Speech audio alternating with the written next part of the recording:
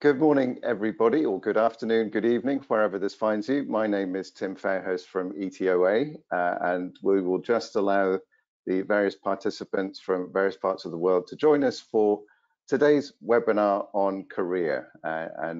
With me on the screen, you can see our fabulous panelists and a couple of my colleagues from ETOA, Elisa and Jorge. So I'll just let the attendees join, and we'll start in about 30 seconds or so. Thank you for joining us.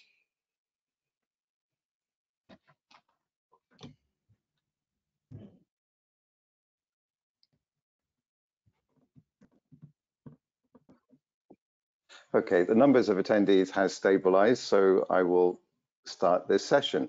So we're here today because an organization that Per works with, the European Chamber of Commerce in Korea, very kindly got in touch with ETOA earlier this summer to talk about various common interests between Europe and Korea. And as things do, one thing led to another. ETOA, among other things, is very interested in Europe's source markets. And it's always interesting to know, particularly in the current pandemic, when long-haul tourism has been very difficult to Europe, what's going on in origin markets? What are the opportunities out there? And today we're very lucky to be joined by colleagues who are looking at things at a national and European level, people who are running businesses and looking at the opportunity and how we can foster a really collaborative approach to tourism's development, and also people who are in Europe putting together the tours, talking to partners, assembling packages and working with destinations and throughout the tourism ecosystem in Europe, who are looking at their future client base, looking again to Asia, and are very interested to hear what Korea may offer in coming years. So the way this discussion will work is that we're going to start with the national and the European picture. So that's going to be Ines and Miguel. And then we're going to go to the private sector, and we're going to get voices from Korea and Singapore in that. And then we will move to Europe and talk about what actual product Koreans are looking for and how destinations and the supply side may respond to that. So we think that the initial remarks may take around about half the session, and I'd like to draw the audience's attention to the question function. If you wish to submit questions, my colleagues Jorge and Elisa will be reviewing questions as they come in, and they'll be giving me some hints if there are some particularly topical questions we want to gather together. If we get a lot of questions, we won't be able to get to all of them. Rest assured that we record all of them, and we will get back to you independently if we're not able to get to you during this session.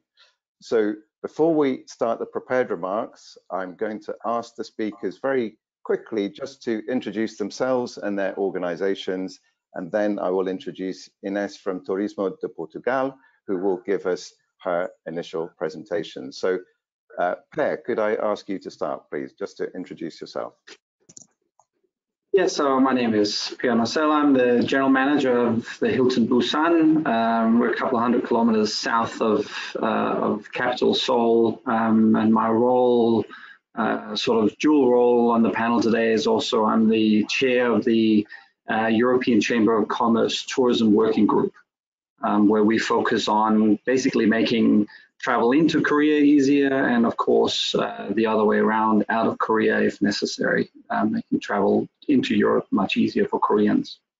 Yeah, and I think you're also the chair of the tourism committee for the Chamber of Commerce as well. So I think that collaborative approach to tourism is something we're really going to be interested in unpicking later. Ines, I'll come to you last. Paul, could you introduce yourself, please? Yes, good morning, good afternoon. Yeah, Paul Wagner from the Nordic Tourism Collective, which is a very close partner of ETOA, looking after the interest as an association for Nordic and Baltic suppliers worldwide. Pleasure to be here today. Thank you, Paul. Nick, over to you. You're on mute, Nick. Sorry, that's the catchphrase for the past 18 months. So, sure. my apologies. I am Nick Lim, and I look after the Travel Corporation out of Asia. Travel Corporation is a privately owned company. It's a history of 100 years across 40 brands. Some of the brands like Trafalgar, Kontiki, Inside Vacations, Uniworld, River Cruises, and so on and so forth. So it's a pleasure to be here. I look after the Asian business outbound into Asia as a source market, into other parts of the world. And thank you all for the invitation, Tim. Thank you. Thank you, Nick. So I'll go to Miguel and then to Kevin after Miguel. Good morning or good afternoon, depending where you are. My name is Miguel Gallego. I'm Head of Marketing at the European Travel Commission. The ETC is the non-profit association of European national tourism organizations based in Brussels, and we support the development and promotion of inbound tourism to Europe. Thank you very much, Tim, and the ETOA team for having me. Thank you, Miguel. Kevin, can you hear us? If you'd like to just quickly introduce yourself at Hanatours in Europe. My name is Kevin Jin, General Manager of Hanatour Europe. As you may heard, Hanatour is the biggest player in Korean market. So as a European branch of Hanatour, we look after all the travels, European travels. That's great. Yeah, that's pretty much it. Yes, and very nice to meet you. Yeah, thank you very much, Kevin. And I don't know, the camera's not working for me. So if you would like to turn your camera on during the course of the panel, please do. But thank you very much, everyone, for joining us. Now, this for me is the riskiest part of the morning, because this is when I try to remember how to share my screen. And so in order to get the, oops, here we go. Hi, Kevin, nice to see you. Showing my screen, here we go. So I'm now going to introduce Ines. So Ines, would you like to just introduce yourself while I get your presentation up, please? Good afternoon, my name is Ines Queiroz, and I am the Director of Visit Portugal for the Korean market and for the Japanese market also. So I kind of work both markets, and the purpose of my job is to understand the Korean and the Japanese tourists, and to find ways not only to increase the number of tourists, but also to promote business between the Portuguese companies and the Japanese and Korean companies. So that's pretty much. I think, am I more or less sharing my screen? I'm sorry, this is not working well this morning. Please could my panelists tell me. Can you see the first slide? Yes. Yeah, both. The first and part of the second. Okay, sorry, this is just not really working for me at the moment. I do apologize, Ines. No problem. I think we can manage like that. I don't know what else to do. Can you scroll Aaron, down? are you able to turn yourself presenter? I do apologize, everybody. Tim, I think we're fine. We can see the slides. So I think if Ines is okay to scroll down. Yeah, it's just if you can scroll down. So just tell me. So Korea market to explore, I can see, and then. Can you scroll it down? Yes, a little bit more. Yes, that's fine. Perfect. There. Okay. I'm sorry. I can't really see what you're seeing at the moment. So just to give me instructions, and you can walk us through your presentation. Please go ahead. Okay. So mainly the Portuguese interest in Korea kind of happened more than 10 years ago, when the then Secretary of State for Tourism decided to go on a mission to Korea, an official mission to meet the responsibles for tourism and the touristic association. And that happened because Korea fitted perfectly in the Portuguese strategy for tourism. So we wanted more sustainable tourism, and that means that we wanted not to be so dependent on the proximity markets like Spain that are the main markets: Spain, France, Germany, UK, Italy. And also sustainability is seen as seeking for markets that would travel off-peak. That was very important for us. And when we started this approach, we had 10,000 visitors coming, Korean visitors come to Portugal, and 10 years later, that number was 20 times bigger. So I think that there's still a lot of work to do, but the numbers are quite interesting, and the potential of growth before pandemic was huge. Then you can scroll it down a little bit. In 2019, the Portuguese government decided, and the Turismo de Portugal, they decided to open their representation, in this case based in Tokyo, but that would work both markets, Korea. Now the presentation disappeared.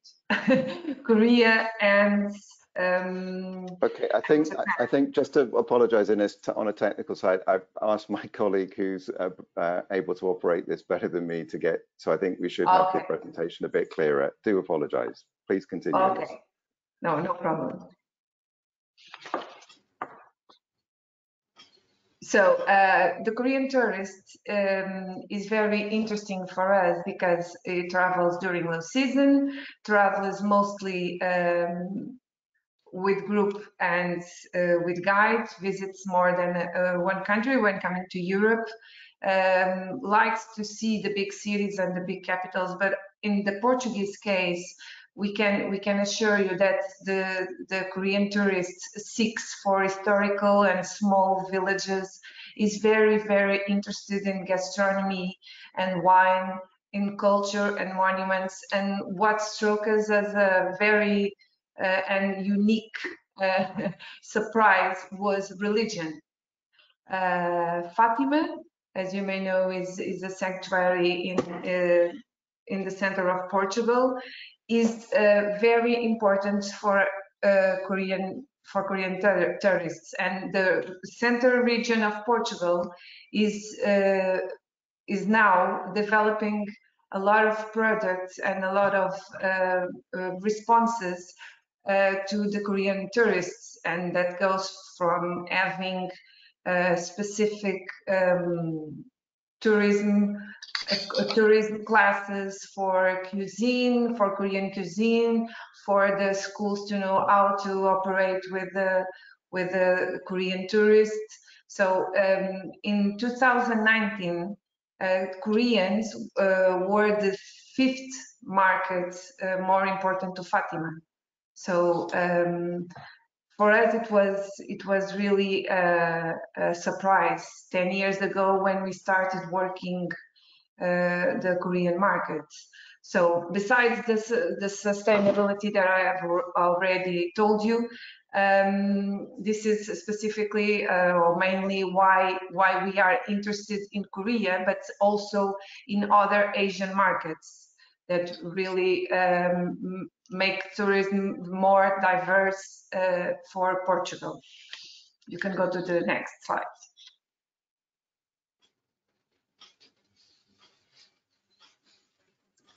So we spend years thinking of Portugal as that little spot in the end of Europe, and now we see ourselves as a hub, so we can easily connect tourists from all over the world, not only to Europe but also to Africa, South America, and North America. So for Koreans and for Asians that come to visit Portugal, and not only Portugal, I believe more Europe, because when they come to visit more than one country and more than one city.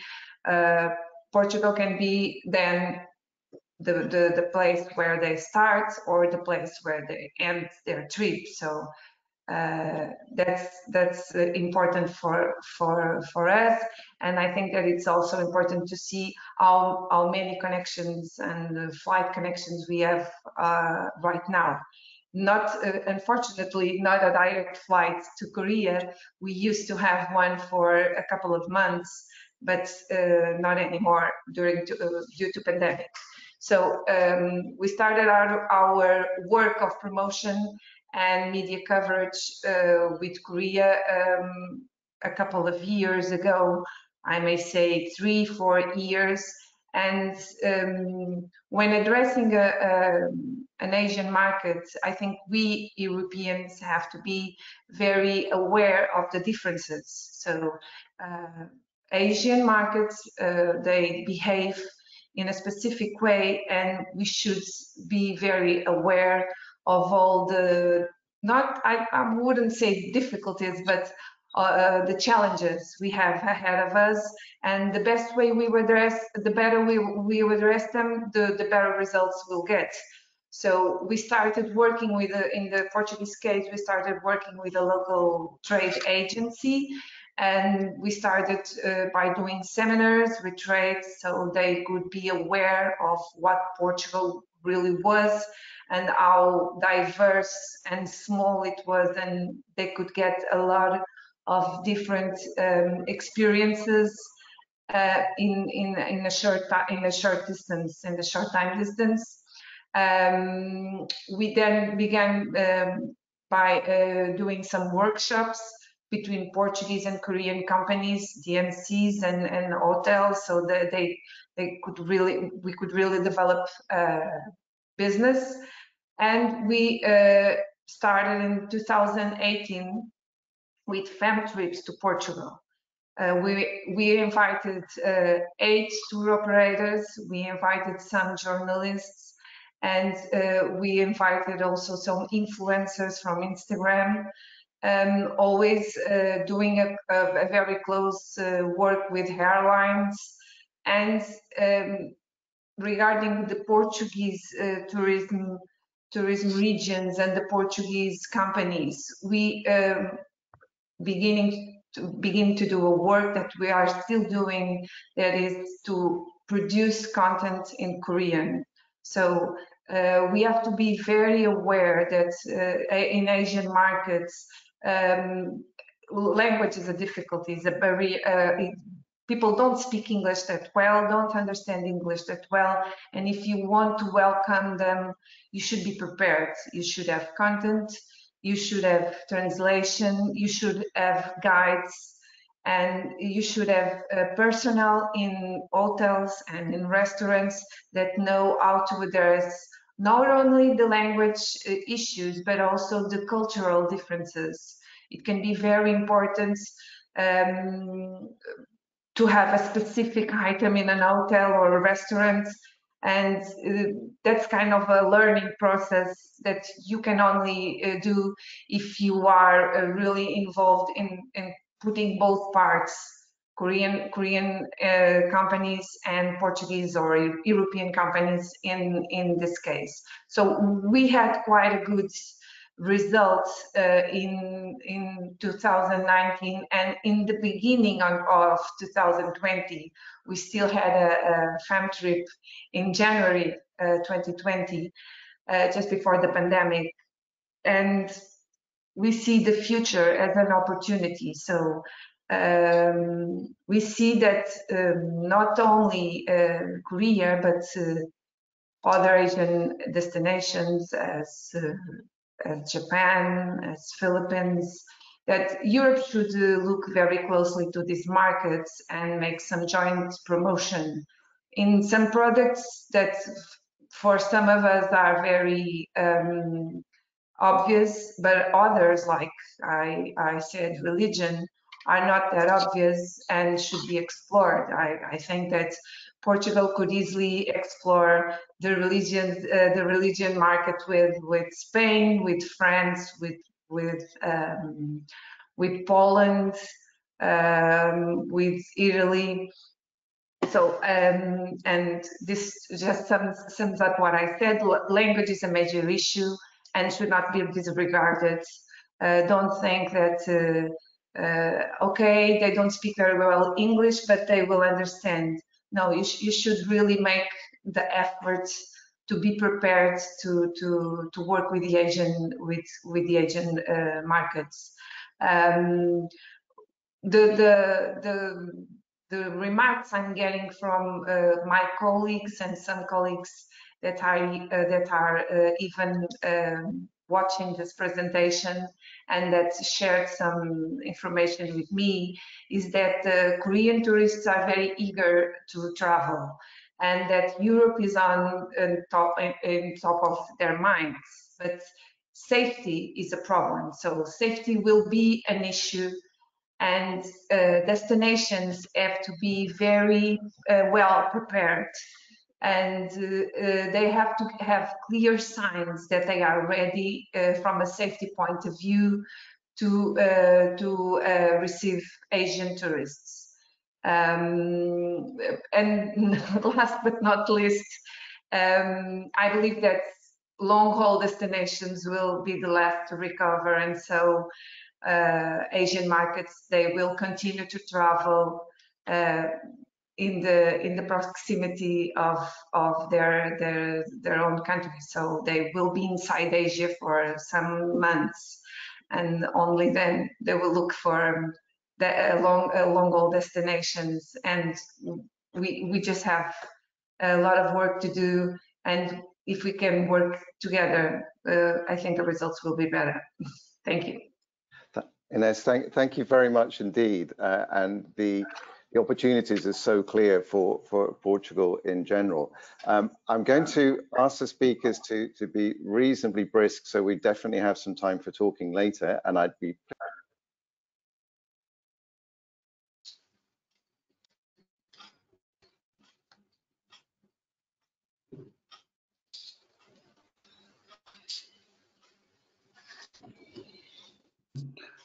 It appears that Tim may have been cut off. Miguel, can I hand over to you? I'm sharing your slides now, so if you want to give us a very quick overview of the ETC content, that'd be great. Yes, sure. Just to elaborate a bit more on what Ines just said, the South Korean outbound travel market has been steadily growing over the past decade, of course, before the pandemic. According to Uniworld, international departures from Korea have more than doubled since 2011, growing from 12.7 million in 2011 to 28.7 in 2019. Expenditure in international travel also grew significantly from $18.8 billion US in 2011 to $32.7 billion US in 2019. With an average expenditure per departure of $1,100 US. This average annual growth has been, oh, hello?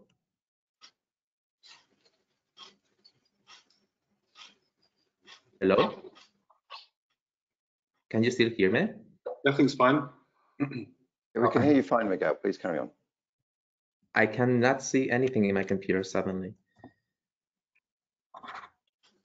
Miguel, we're looking at the South Korean outbound tourism numbers 2011 to 2019 and recent change. So I'm not quite sure why you can't see it, but do keep talking. My screen just turned black, unfortunately. It's a problem with my computer, I think. Sorry for that.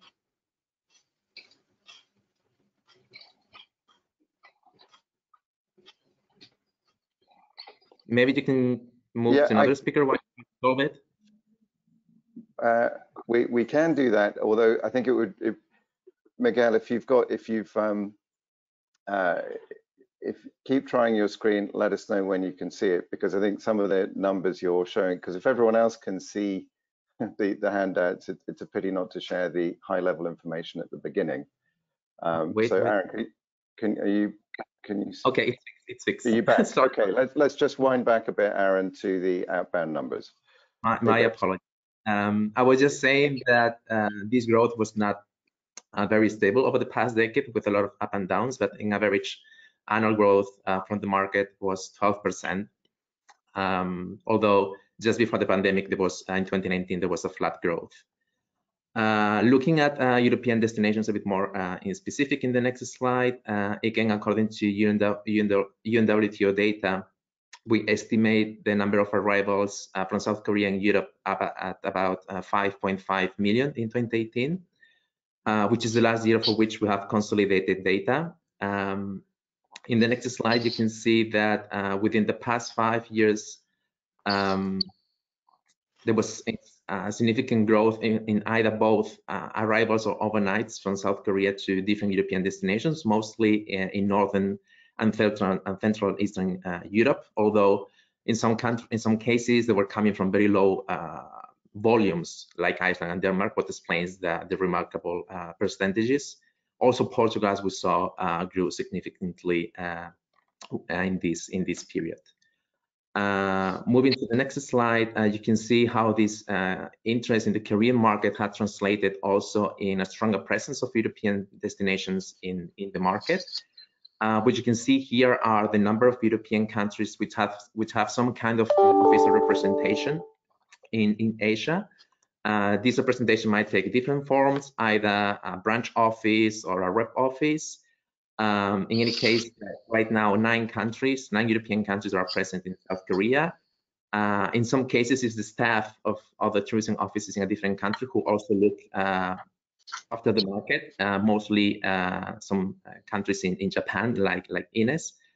But if you're a business interested in entering the market, or if you want to learn more or need new contacts, I encourage you to get in touch with your representative there. Now, moving on very briefly, I would like to mention a few examples of European destinations that are actively in South Korea and what they are doing.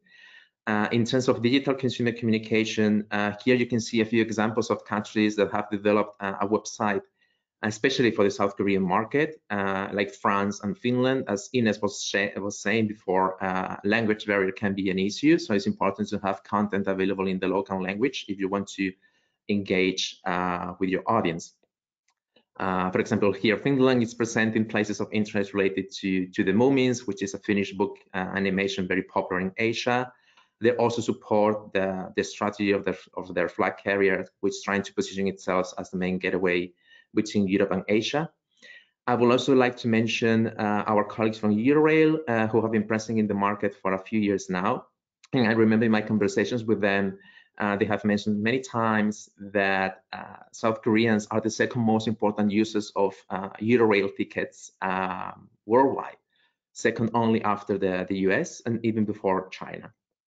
So I think it's important to highlight this, especially this year that we are celebrating the European Year of Rail.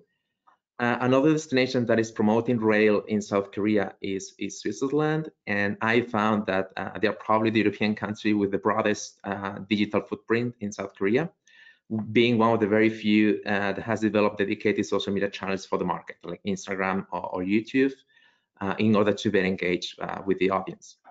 Also, Switzerland has worked with Korean KOLs and celebrities to raise awareness of the destination.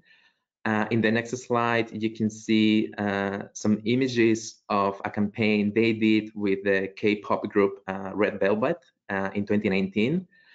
This girl band was appointed an ambassador of Swiss tourism, and they traveled to the country to shoot a series of promotional videos in 5 different cities. You probably never heard of Red Velvet before, neither did I before preparing for this webinar, but they're really a superstar in Korea. And another destination which became very popular in the market was the Czech Republic, thanks to a TV drama series Lovers in Prague in 2005, which really helped to position them, the destination in the market. And now I would like to conclude briefly speaking about what ETC is doing. This is our current communication campaign, the Europe Invites the Curious, which was developed prior to COVID-19. It's built on 3 pillars or passion points, as we call them, which are nature and outdoors, creative cities, and history and ancestry. Our current market segmentation is not based on geography, but on people's interests or passions. So basically, we're trying to reach out to consumers whose main reason to travel is to enjoy experience related to any of these 3 interests. And when we were planning this campaign, we needed to identify where our target audience was and in which countries there was a critical mass of consumers interested in these things. So what you can see in the next slide is what we find out. We did a global social media listening Basically, we listen to online conversations about these key topics and keywords related to travel and related to each of these passion points. And whenever we saw big volumes of conversations, we took it as an indication of demand. So what you see here are the topics that were the most popular in South Korea compared to other Asian countries. I know it's a bit small. I'm not sure if you can see it, but basically outdoor activities and wellness experiences were the topics that generated more discussions for the segment interested in nature and the outdoors. And within the consumer segment interested in urban destinations or creative cities, as we call them, those experiences related, again, to music, festivals, architecture, and fashion were the most popular ones. So if we want to communicate to the market, these tell us the kind of experiences and products that Europe should be talking about. And when combined with rail travel, for example, it also gives us some ideas for product development customized for the South Korean market. And that's all I have. Thank you so much. Miguel, that's fascinating insight. Thank you. And I can imagine Paul and Kevin are going to have things to say about the types of product that Europe's going to try and match up with that Korean market demand. Elisa and Jorge are monitoring questions. I think we've got a couple coming in, but please can I encourage people to put your questions in the text and we'll have a chance to come to you later with that. What I'd like to do now is to invite Per from Busan in Korea, just to, turn the telescope around a little bit and characterize, how you see things and maybe share some reflections on how you see good practice in collaboration in building tourism opportunity, working with the Korean market and with the Europe lens on as well. Over to you, Per. Thank you, Tim. Yeah, look, as an operator, you think that my role is just simply operating a hotel every day. And of course, I do that too. But collaboration is extremely important. And we can see through the European Chamber how we have been able to build bridges between Korea and Europe and be, creating that two-way traffic and help promote that. And particularly, you see, Ines, you mentioned, the safety concerns of Koreans. So obviously, COVID is, not just topical. We're all living under this big dark cloud at the moment and have been for a long time. And there's no question that for the European market, reopening to the Korean market and getting that first busload of Koreans over, a lot will have to do with how everyone handles the COVID questions and issues around hygiene and safety. And I think also even down to the point of, understanding what happens if somebody is infected with COVID, what are hospital procedures, quarantine procedures, etc. But from a Korean standpoint, things are relatively simple when it comes to Korean requirements. They want quality and they want certainty, and that's something that from our end we really try to collaborate. Both if I look at my colleagues around the world within Hilton, the Hilton group, but also across our competitor brands and even other tourism operators that are not necessarily in the hotel industry. And we look at how can we collaborate to build, basically greater interest in Korea from Europe, and really by talking a lot about what is available in Korea, which a lot of Europeans are not really sure. I think Korean culture is well known as K-pop. And probably kimchi at the moment. But there's so many more layers to the onion of what is Korea.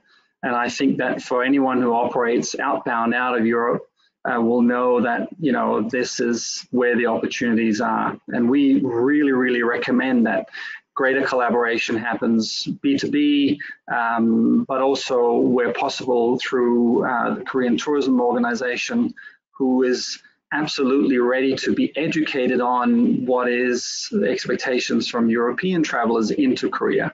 And I think also the Korean Tourism Organization can benefit a lot from understanding what all of the European tour operators are doing for the Korean travelers. Because when you look at what KTO is currently focusing on, they're basically only focused on Asia. And of course, COVID is getting in the way of things at the moment. But when you look at, who they have in their current travel bubble. Singapore is on the list, Thailand, Hong Kong, Taiwan, and Saipan just opened up as their first travel bubble. And I think that there's, without a doubt, there's opportunities within Europe to explore some of these travel bubbles for those countries within Europe that has a really low infection rate and a high vaccination rate, and otherwise can present a product that is safe, clean, and easily accessible to Koreans. And familiarity is important for Koreans, as is relationships. So I know it's very difficult at the moment to travel into Korea for all the obvious reasons, but creating a personal relationship with Korean operators is really, really important. And the same goes for, whether it's inbound or outbound from Korea. It's really important that relationship is a priority for anyone who wants business from Korea, because without it, it makes it really hard to drive visitation numbers. Again, Ines, you presented some numbers there, and you can see just the massive bounce that Portugal had once it started to establish, representation in country.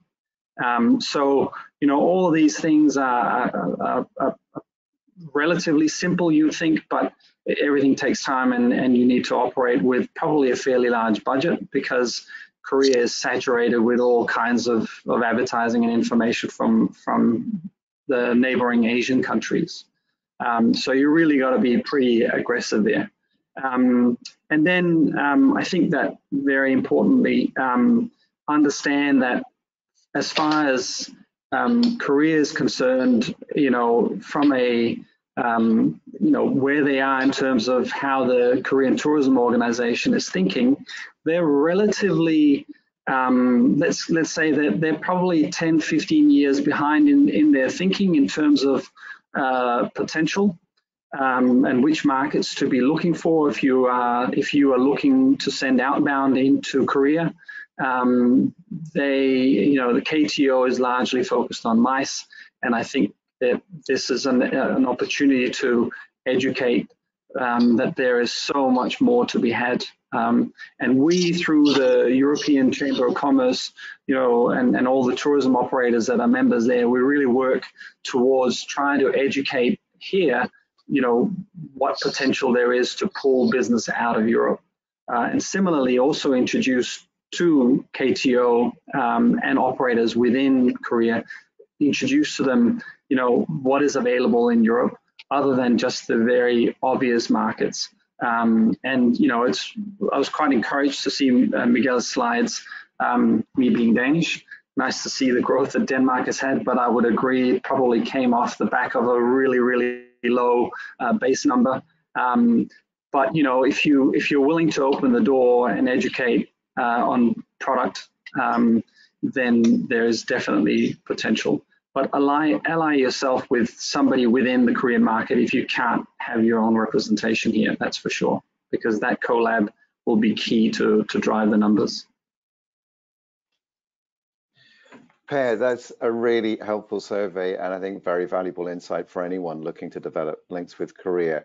Lots of content here, so I'm going to, without any further ado, invite Nick in Singapore just to introduce the Travel Corporation and how they see things. Nick, over to you. Thanks, Tim. Thanks very much. So we are the Travel Corporation.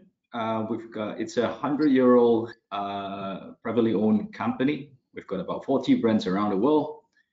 Some of them are synonymous, some of them are not. Kontiki, Trafalgar, Insight, some of them our audience may have heard of. We've got a whole bunch of DMCs as well, which is mostly owned. So we've got a widespread of products around the world: Africa, South Pacific, Asia, North America, South America as well. So next slide, please. Thank you.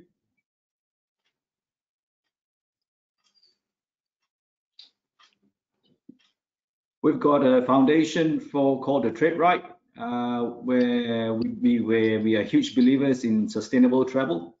It's built around 3 pillars: people, planet, and wildlife, and proceeds from from our profits go to ensure that that we leave behind a very sustainable planet, not for ourselves, but also for our children and our children's children. So it's around these three pillars that we look to make this world a much better place and a much better world for travel and tourism as well. So next slide. So introducing some of our key brands to our audience. Trafalgar. Trafalgar is a flagship brand that we have owned for more than 70 years now. So it's got 303 trips, 72 countries, 7 continents. So base-wise, largely we started off in the UK, as the name of the brand would suggest, and then progressively over the years, we have spread our wings across Europe, and then North America, South America, and now into parts of Asia and South Pacific as well. Right, so next slide, please. Thank you. Right, this one's very dear to my heart. It's where I started my career. This Kontiki.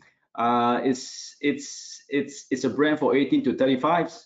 I'm not anymore, but it still remains a brand that's very close to the group, and more so for Korea. We've seen. I started my journey in Korea with Kontiki, and we have seen a lot of young Koreans jumping on a Kontiki and having a great time with other international audiences. And that's something which we will look to emulate in a post-COVID world.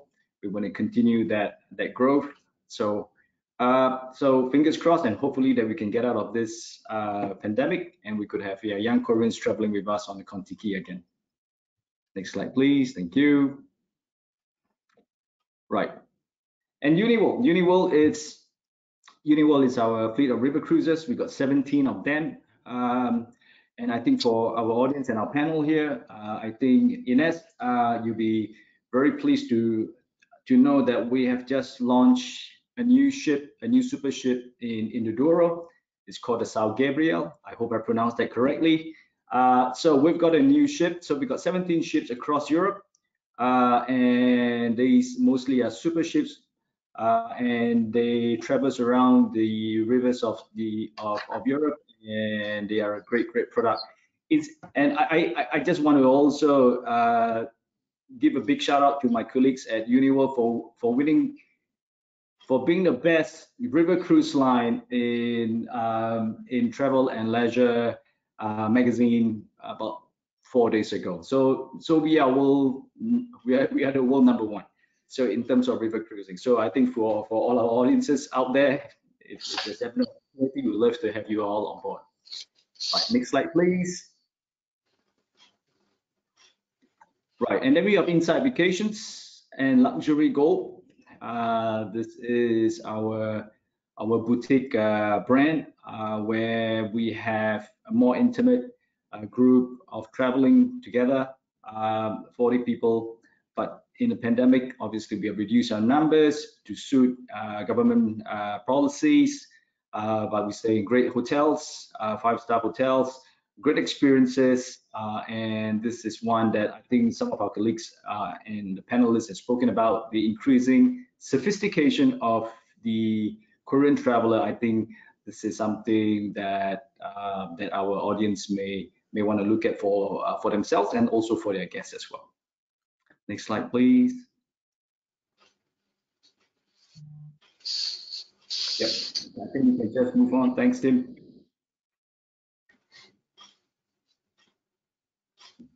Right, so those are some of our brands.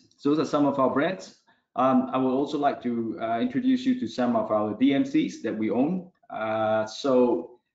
Besides those brands that I've mentioned, if any one of our partners in our audience would like to curate their own little group or mini group or series, we have the product for you, we have the network for you, and because these are all wholly owned, and we are able to ensure the quality of the product through and through.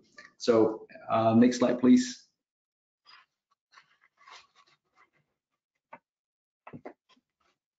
Yeah. So these are some of our fully owned DMCs in Africa, in Europe, the Americas, and South Pacific. You know, and this is something which I picked up a few points from the panelists today. Things like safety protocols and some of the concerns that our guests from Korea may have. And I'm very pleased to say, you know, with the Travel Corporation being a 100-year-old brand, you know, I think we have taken the safety of our guests very seriously. It is foremost the most important part of any holiday, I would imagine, as we emerge out of this pandemic.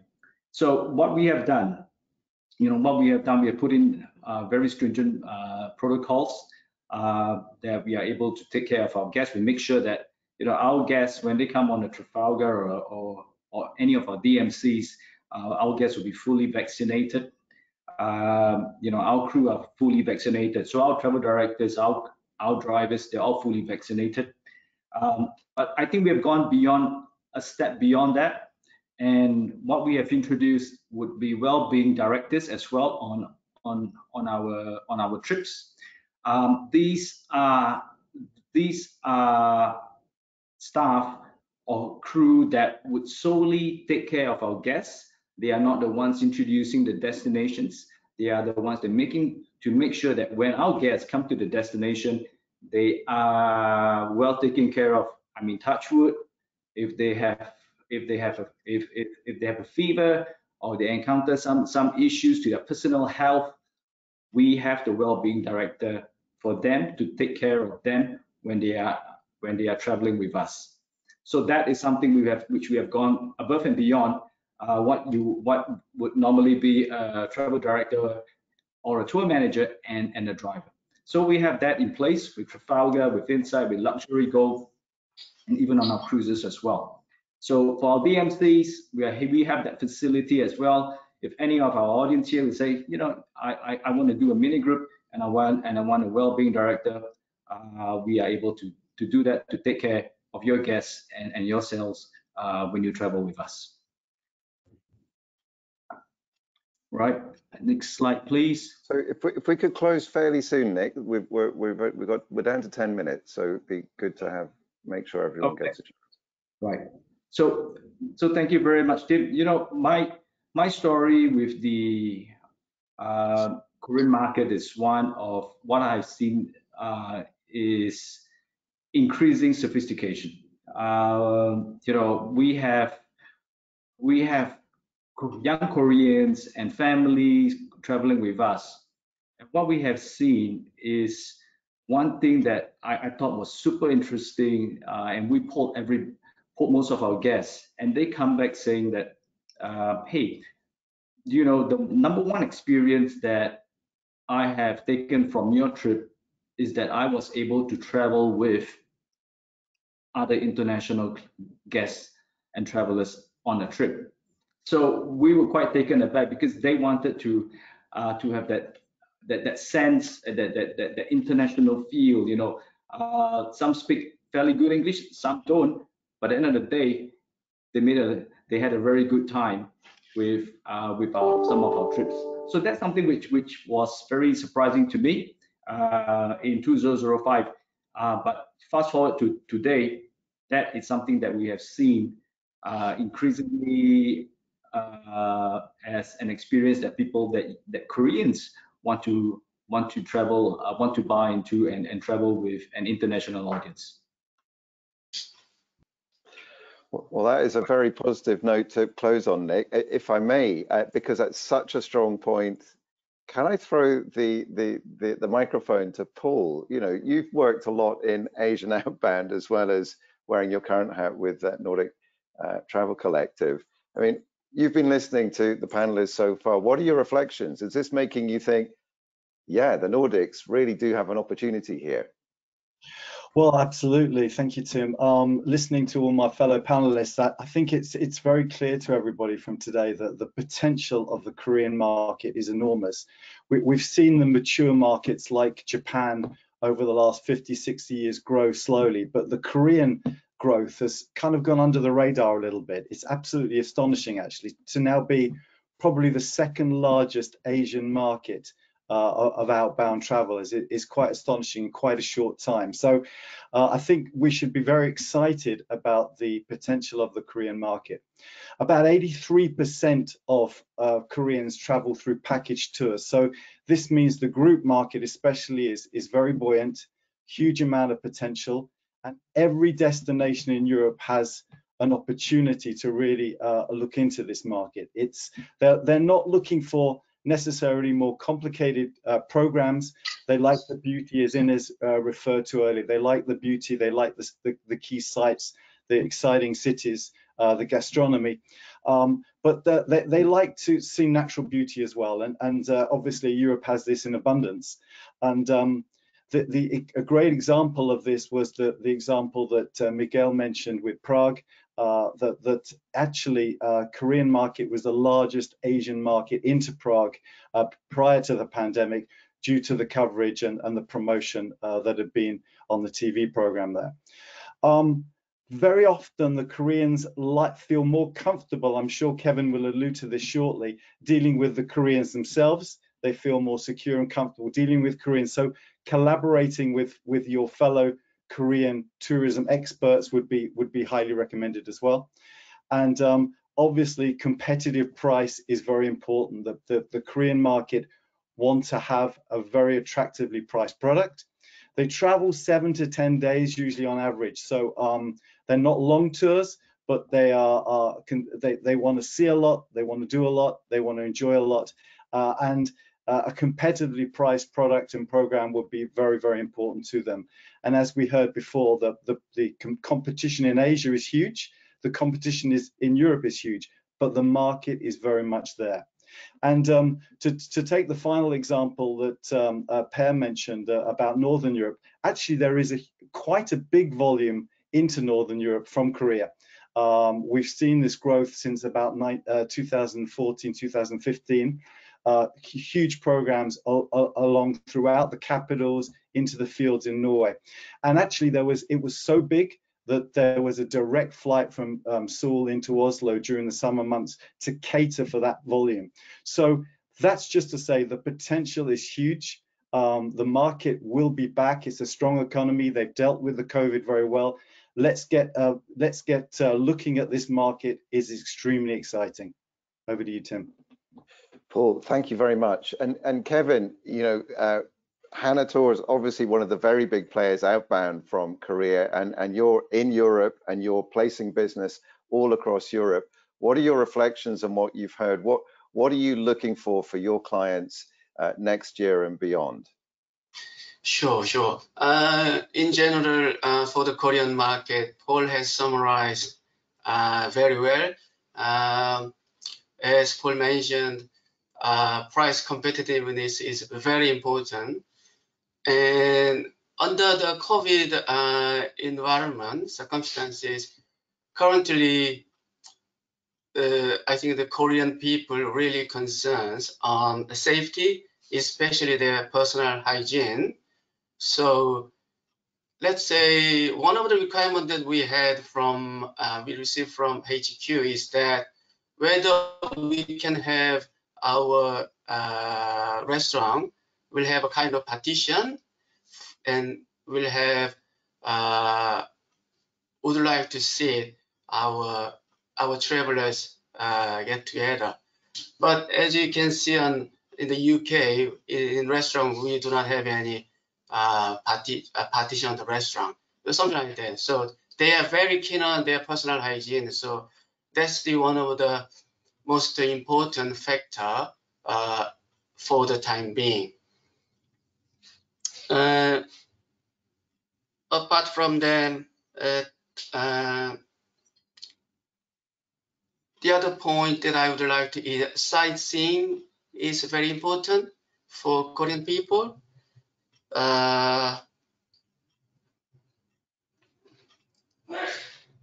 So hopefully we will have more travelers from Korea in the next few, I think in the following year. And I think when we spoke the other day, Kevin, one of the interesting things I remembered from our conversation was that the first trip that Koreans take, and it used to be the case that it was a trip in a lifetime, you go to Europe once, but there is now an emerging market of Koreans traveling for more than one trip, and the second trip is likely just to be 1 or 2 countries. So it was an interesting development there, which was very encouraging. Yes, that is correct. Yeah.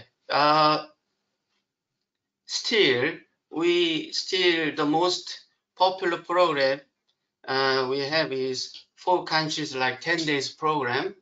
This is because, as you mentioned, the Korean travelers who visited Europe the very first time, they would like to visit as many countries as possible.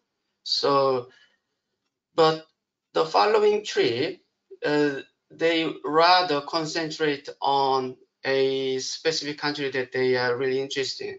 So now the mono country travel program is getting more popular. And I think that's a really interesting sort of note to bring this bit of the conversation to an end on, because a lot of the preconceptions people might have had of the market, they might be true, but there's also a lot more opportunity in diversification and specialized programs as well as FIT. Now, we've just discovered in this session there is a lot more to talk about with Korea, and this is only the first opportunity that ourselves and ETC are going to have to explore this with partners. But I'll just take another minute or two just to invite colleagues, because I know Elisa in particular is working with one of our programs next year with European Travel Marketplace in Asia, and in a minute we'll just put up a slide which gives you a link to an event we're running late October and indeed late November online, which is really helping to build the bridge between Asian markets and Europe.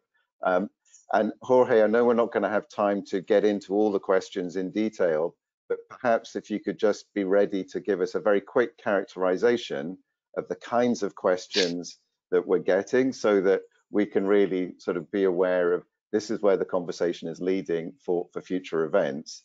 So what we'll do is we'll just have Elisa say a couple of things about what she does, Jorge characterize the questions, back to me to say thanks to everybody, and we'll close in a couple of minutes. So Elisa, would you like to just say a little bit what you're doing working with the Asian markets to complement and really bring the sort of partners we've got on this panel together? Over to you, Elisa. Hello. My Spanish name is Elisa because I used to study and work in Spain for more than 6 years. So my role is to increase ETOA's international visibility and the representation, especially targeting the Asia Pacific markets. So the next 6 months, I'm more focusing on such as a global European marketplace. It's the only in-person workshop in London on the 29th of October. Hope to see you guys if possible.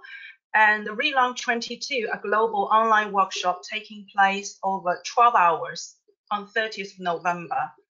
The great news is we have got quite a good mix of buyers from Southeast Asia, including China, Thailand, Malaysia, Singapore, Indonesia, Philippines, South Korea, and Japan. For 2022, one of the highlights is we are planning to have Euro-Asia Marketplace on 29th of April. We hope to gain huge attention to these long-haul countries, and personally, I get quite excited. It's the first time for ETOA to organize such an event during pandemic. Thank you so much. Elisa, that's great. And thanks to you for helping us put this together as well. Jorge, what's been going on out there? Morning, everyone. I look after Portugal and Spain, and therefore a very interesting panel for my markets, sort of say. Questions have been mostly based on the needs of the Koreans once they are in Europe, and one particular aspect of the questions that has intrigued me is whether our panelists see interest or get FITs as well, or only groups. That's an interesting aspect, I think, because we've been hearing that Koreans travel in group or groups. And the other one is, which particular services do Korean travelers need or ask for or prefer in European hotels, tours, activities, etc. Those two. And also someone, Nizar Nasir, was asking whether if there is a halal market from Korea as well. But the needs of the Koreans once they arrive to Europe, and whether we see FITs or only groups, would be the two most, the ones that I've seen the most. Thank you, Jorge. Plenty for us to discuss in future. But for today, we've got to our 60 minutes. So what it remains for me to do is to thank our excellent panel. Ines, thank you very much for joining us from Tokyo. I know you only got back to Asia a few days ago, so you're probably still battling with the jet lag. Nick, Kevin, Per, Paul, and Miguel, thank you so much. Great pleasure having you with us today. Elisa and Jorge, thank you, and to Aaron in the background. Enjoy the rest of your day, everybody. Thank you for joining us.